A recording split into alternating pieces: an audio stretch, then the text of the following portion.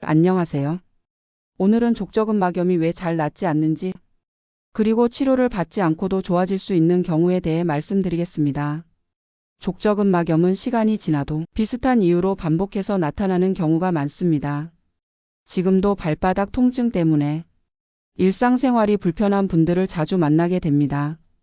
족저근막염은 발바닥의 근막에 염증과 통증이 생기는 질환으로 과도한 운동, 맞지 않는 신발, 오래 신어 변형된 신발, 체중 증가 등이 주요 원인입니다.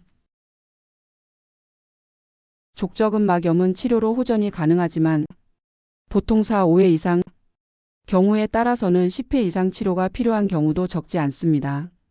그 이유는 아주 단순합니다. 걷는 동안 계속해서 아픈 부위가 자극되기 때문입니다. 그래서 치료를 받아도 일상에서 같은 방식으로 발을 쓰면 회복이 더뎌질 수밖에 없습니다. 하지만 증상이 심하지 않다면 발을 어떻게 보호하느냐에 따라 치료 없이도 좋아질 수 있는 경우도 분명히 있습니다.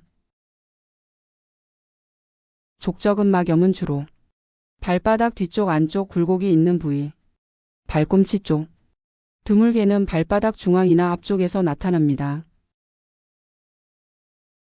대부분의 분들은 아픈 부위를 보호해야 한다고 생각해 푹신한 깔창이나 실리콘을 통증이 있는 자리에 직접 대는 경우가 많습니다. 이 방법은 잠시 편해질 수는 있지만 회복에는 오히려 도움이 되지 않는 경우가 많습니다. 왜냐하면 아픈 부위를 높이면 걸을 때 그 부위가 가장 먼저 바닥에 닿게 되기 때문입니다. 아픈 곳을 보호하는 것이 아니라 안 아픈 곳을 보호해야 합니다.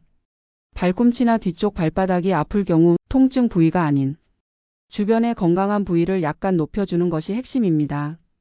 이렇게 하면 건강한 부위가 먼저 지면에 닿고 아픈 부위의 접촉이 줄어들며 통증이 감소하고 자연 회복이 촉진됩니다. 특별한 의료용 제품이 없어도 됩니다. 집에 있는 팔꿈치 보호대처럼 신축성 있는 재질을 2겹 정도를 만들어 아프지 않은 부위에만 덧대어 사용하면 충분합니다. 제 경험 하나 말씀드리면 저 역시 배드민턴을 하며 점프 동작이 많아 양쪽 발꿈치 통증을 심하게 겪은 적이 있습니다. 실리콘이나 깔창을 여러 방법으로 써봤지만 큰 도움이 되지 않았고 오히려 안 아픈 부위를 보호했을 때 걷는 것이 훨씬 편해졌습니다. 이 방법을 환자분들께 권해드렸고 대부분 통증이 빨리 줄고 치료 횟수도 함께 줄어드는 결과를 보였습니다. 같은 족저근막염이라도 발의 형태에 따라 회복 속도는 크게 다를 수 있습니다. 발의 아치 즉 굴곡이 깊은 분들은 발바닥이 지면에 닿는 면적이 적어 통증이 더 심하고 회복에도 더 많은 시간이 필요한 경우가 있습니다.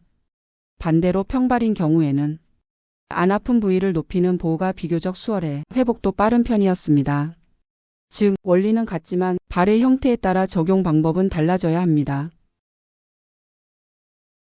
예전에 제가 쓴 족저근막염 글이 공개된 이후 약 1년쯤 지나 같은 원리를 적용한 보호대가 미국에서 출시된 것을 보게 되었습니다. 아픈 부위를 직접 받치는 구조가 아니라 아프지 않은 쪽을 지지해 통증 부위의 접촉을 줄이는 구조였습니다. 이 보호대는 많은 분들께 도움이 되었지만 모든 사람에게 같은 효과를 보이지는 않았습니다. 그 이유는 간단합니다. 사람마다 발의 형태와 지면을 디디는 방식이 모두 다르기 때문입니다. 신발 역시 공장에서 일률적으로 만들어지기 때문에 발에 맞지 않으면 특정 부위에 반복적인 부담을 주고 족저근막염의 원인이 되기도 합니다. 족저근막염은 치료도 중요하지만 그보다 먼저 어디를 덜 써야 하는지 어떻게 보호해야 하는지를 생각하는 것이 중요합니다. 아픈 곳만 바라보는 대신 발 전체를 다시 보고 보호의 방향을 바꾸면 불필요한 고통을 줄일 수 있습니다. 이런 생각의 순서는 족저근막염뿐 아니라 몸과 건강 전반에도 큰 차이를 만들어 줍니다. 오늘 내용이 발바닥 통증으로 불편한 분들께 조금이나마 도움이 되길 바랍니다. 감사합니다.